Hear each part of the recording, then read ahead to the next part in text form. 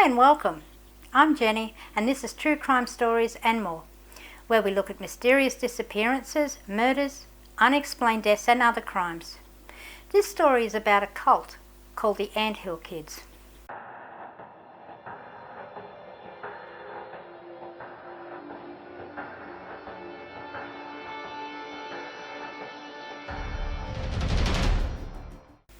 He said he was chosen, a prophet, the voice of God sent to save his followers from the end of the world. But behind the robes and the beard was a sadistic narcissist, a man who tortured his followers, starved their children, and mutilated them with his bare hands.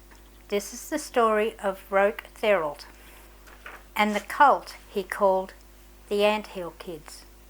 In 1977, Quebec, Canada, Thériault was charismatic, religious. He spoke of salvation, warned of the apocalypse, and told people he could guide them through it.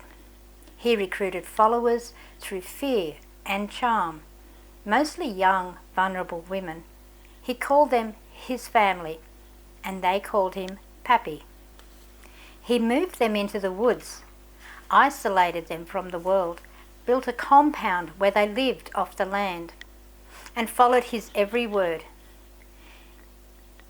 He named them the Anthill Kids because they worked non-stop, like ants, tirelessly, mindlessly, obediently. At first it looked like a self-sustaining commune, but inside the cabins it was hell. Roch banned books, outlawed medicine, controlled every part of their lives. He drank, screamed, beat his followers, used punishment to prove his power, and claimed pain was purification. He had multiple wives, his own followers, impregnated them all, fathered over 20 children. He performed his own surgeries, amputations, enemas with acid, even circumcisions with no anesthesia. People begged to leave. He beat them into submission. They tried to escape. He branded them as traitors. Some were forced to break their own legs. Others were burned, whipped, even nailed to trees. And the worst part? They still believed in him because Roch told them the world outside was evil. Only he could save them. Only he was right. But everything changed in 1989. One of the followers, Solange Boillard, was sick. Roch declared he would heal her.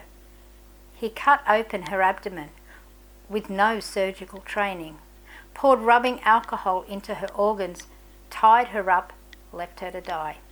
She screamed in agony for hours until she was finally silent, dead. And what did Roch do? He claimed she wasn't really dead, that God would bring her back. He made the others dig up her corpse and masturbate onto her body. A resurrection ritual, he said. It didn't work. And someone finally broke. One of his wives escaped, took her child, went to the police. They raided the commune, rescued the remaining women and children, and arrested Thériault.